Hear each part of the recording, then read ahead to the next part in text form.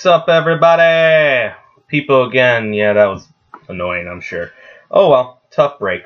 Anyways, so today's video is going to be about the Punisher shaft from Joule Lacrosse. Relatively new company. They've only been around for about a year, maybe two. Kind of hiding in the background.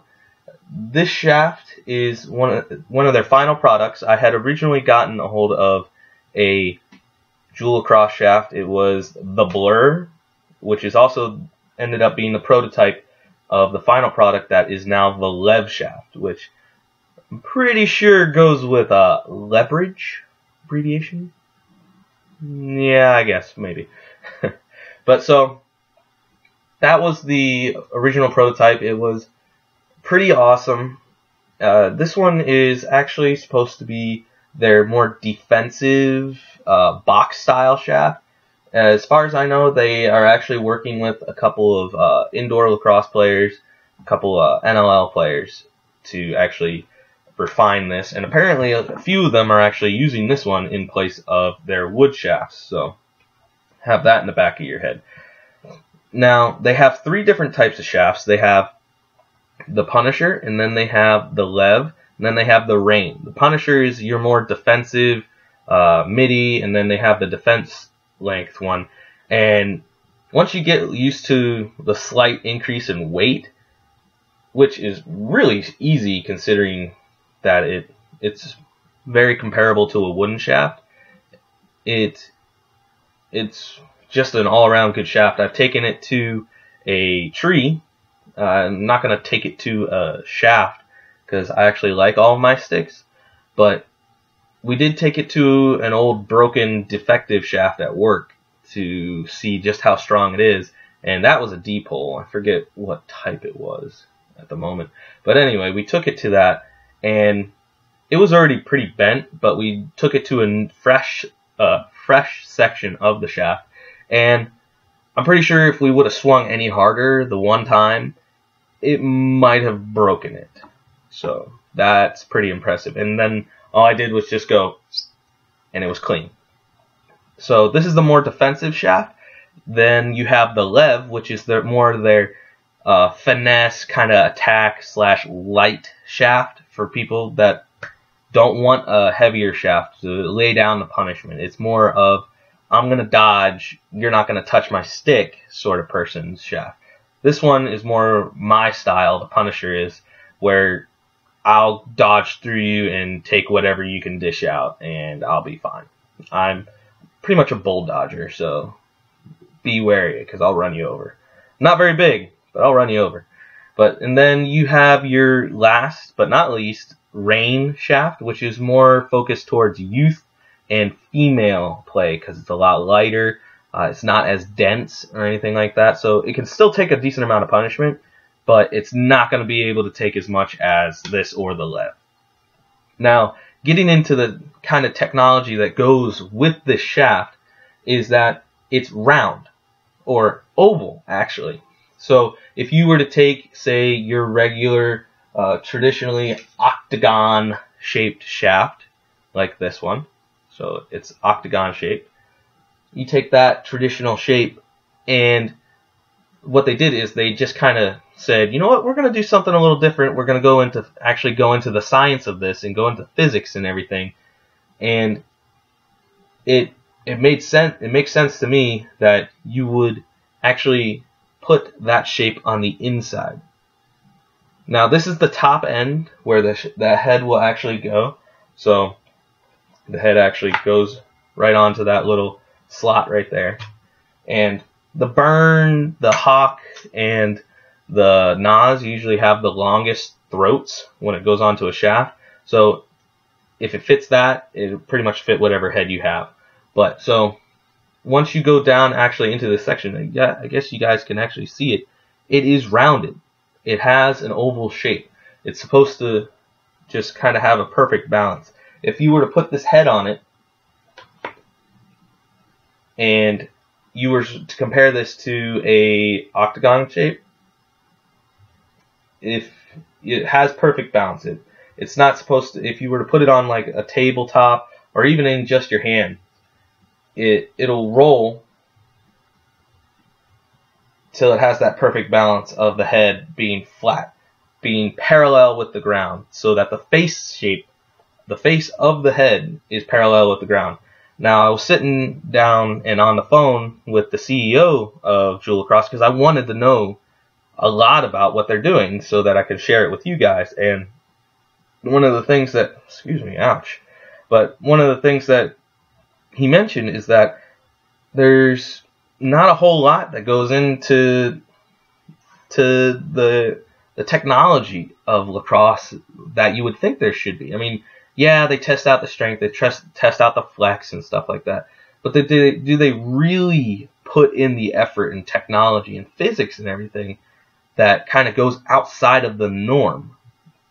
And all we do is just kind of add on to what we already have. We don't really try and step back and reinvent what they're doing or what we're using. And that's why I really like this shaft. It's probably one of my favorites now. I didn't really think that it would work out that way, but then I have to think about the fact that my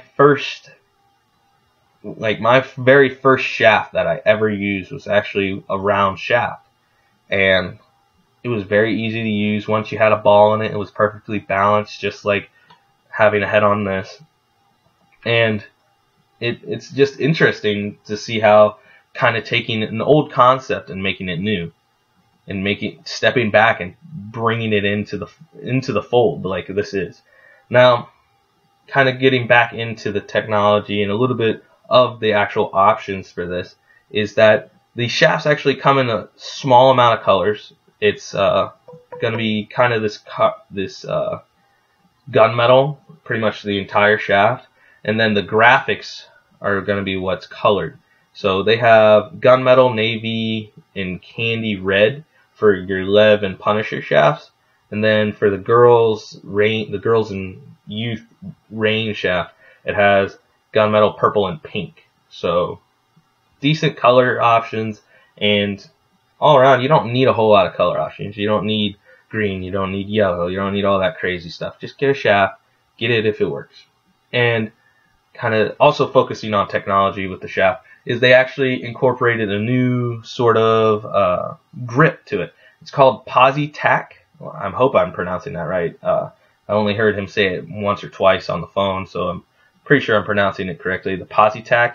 And then you have the dry grit. The dry grit's more along the lines of your traditional shaft, where it's kind of smooth, the diamond texture, blah, blah, blah, that stuff. Your normal shaft feel. And then you have your PosiTac, which is more of a sticky grip. If I had to compare it to anything, and this is actually very much what Jake said on the phone, is that it's just like the stuff on the palms of your receiver gloves in football. So those guys that are always going like this and whatnot with their gloves to show off the design, that palm, the stuff that helps you catch the football, same material, very similar. And I usually hate with a passion rubberized grip, but this one works out. It's not to where it like sticks to my hands or anything like that. And it actually kind of reacts to the weather.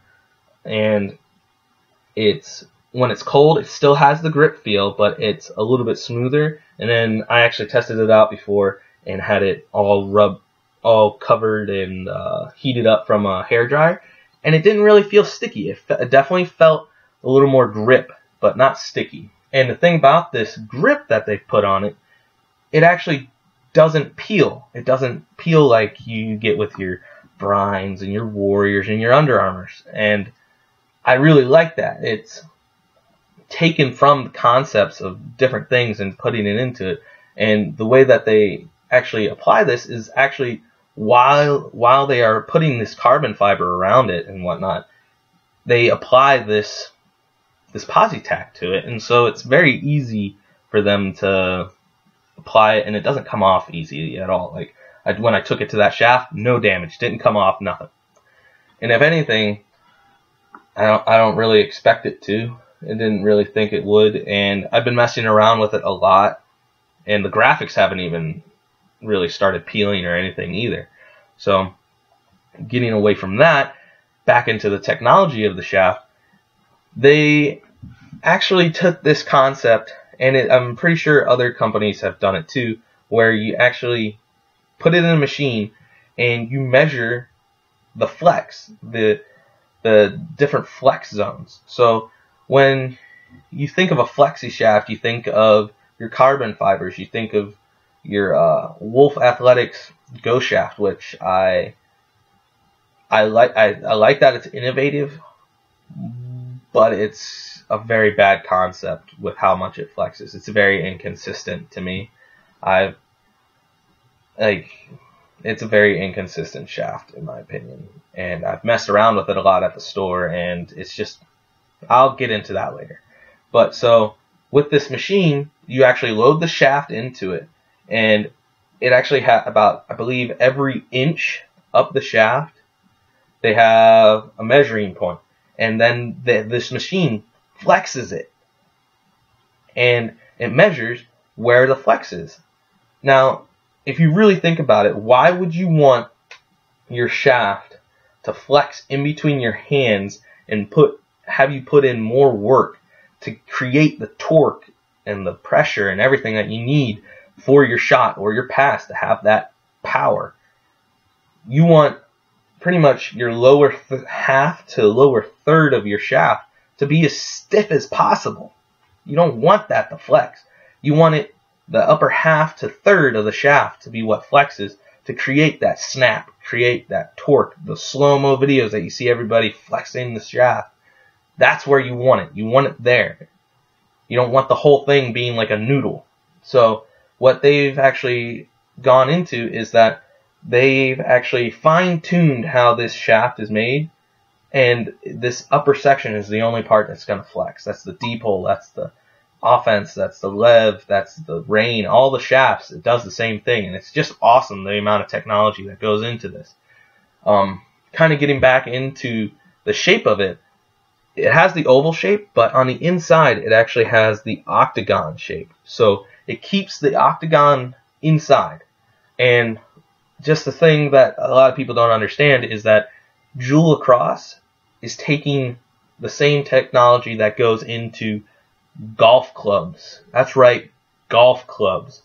If you really think about it, your golf clubs, if you guys sit down and talk with a golf player, even guys that just play every single weekend, they will be able to sit there and tell you such fine-tuned knowledge and technology of what they're using. They can fully adjust their clubs, and it's just amazing that for such an old sport, as well as such a high technology sport as lacrosse, if you sit there and talk to a kid or even an adult, sometimes they'll be like, "Oh, I like the way it flexes. Oh, I like the way it feels in my hands. Oh, I like that it doesn't break." It's very simple. There's no real knowledge as to what their stick does. And I feel that's where we're lacking in the lacrosse community. I'm not saying that we're not knowledgeable. I'm just saying that I feel that we could know more about what we're using. We could use and do more with what we're using. And I feel that's the direction that Joule's going with this shaft, as well as some other things that they're working on. But if you really have to think about it, there's a lot that we can do with this, from the idea, that is, of what Joule Lacrosse is trying to do, and that is to make it more fine-tuned. Just a little bit of a side note is that when you actually are thinking about getting a new shaft and you're thinking about a Joule Lacrosse shaft, it's a little bit harder for older guys like myself and older to kind of make the switch, because that we're just so ingrained to have that octagon shape in our hands. But the thing is, I've had a lot of people that are younger than me. I'm 24 right now, but people that are younger than me pick up this shaft and they're like, "This is perfect. It sits in my hand real nice. and whatever this grip is really nice. It's not super sticky. And then I have them put on their gloves, or put on gloves at the store, and they try it. Or I even have my own gloves, and I put it on there, and it doesn't stick to the glove as I'm sliding, unless I put pressure on it. And it's awesome that that does that. And it's just interesting to see people's reactions to this shaft. And I'm pretty sure a lot of people have had a pretty decent reaction to this shaft at the games, the World Games in Denver, because if you see the videos from Joule Lacrosse, they did a video where they took a Punisher shaft, just one, and broke 30 other types of shafts from all sorts of different companies. Epic, STX, Brine, Warrior, Alpha, everybody, all those guys that make shafts out there. Whoever walked up with a shaft, they broke it. They took it. They had the Punisher stay static, so somebody just holding out the Punisher, take a shaft to it, they broke theirs. They had the opposing shaft static, broke it. And it's just one Punisher shaft. Nothing, like a little bit of damage to the graphics of the shaft, but otherwise it took such a beating like a champ. And it's just interesting to see that so many people are like, oh, our stuff is top of the line, when somebody that's just coming out of nowhere is taking advantage of what you've created. And also another side note that I kind of want to sneak in here a little bit is that if you go back to the 60s, right around the 60s, when lacrosse was getting really, really big in like your prep schools and your private schools and stuff, and like all the rich white man getting into the sport, the shafts were round. So let's think about that. These old school wizards that you see on the field playing Masters and all these old coaches and stuff, what they used and they did amazing things with was round shafts. So obviously it was working somehow, and the only reason that really the octagon shape was made and brought into the fold is because it was cheaper and it was easier to manufacture dozens and hundreds of these things like that, basically, because all you had to do is put it into the machine. It keeps pressing out the shape, this aluminum shape, and then all you do is cut it into your lengths. Whereas with the wood shafts, which were round, you had to put it into a lathe to get the shape that you want, basically like how you do a baseball bat. So you just have to think about the amount of technology that people are using simply because of a cheaper, faster alternative. And I'm just going to kind of just come out of this video with you guys because I'm almost going on for a bit about this. But I'm going to end this with saying that Jimalax and Joule, so Jimalax, the mesh supplier, and a little bit of apparel, but basically your mesh and string supplier that's been around for years, have officially partnered up with Joule Lacrosse over at Lax All-Stars, and a couple other people have actually gotten a hold of a limited edition Lev shaft that has Jimalax and stuff on it. And I think that's a really smart move from Joule and Jimalax. One, Jimalax is getting into the actual stick game, and then Joule Lacrosse is going to have the backing of somebody that's been in the game for a long time, and they can get the exposure that they need. So kudos to both of them for making that. And I hope that what me and Jake were talking about on the phone, I hope that comes to fruition, and that I can continue to be a part of the process that Joule Lacrosse is trying to go through. And hopefully I get to see them at the Lax convention this time around, so since I'll be going this time around too. But thanks for watching, guys. I hope I gave you a little bit of an insight to the Joule Lacrosse Punisher shaft, and I hope you go out and try and find one. If your buddy has one, pick it up in your hands, see how you like it. It's definitely a shaft to have in your arsenal. I know I'm not going to get rid of this one for a long time, and unless I somehow break it someday, but we'll see how that goes. But thanks for watching, guys. Like, comment, subscribe, share this video. I'll catch you later.